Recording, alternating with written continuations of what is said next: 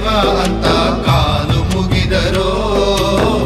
ಬಾಳಿಗೆ ಒಂದೇ ಮನೆ, ಬಾಳೆಗೆ ಒಂದೇ ಗೊನೆ, ಭೂಮಿಗೆ ದೈವ ಒಂದೇನೇ ತಾಯಿ.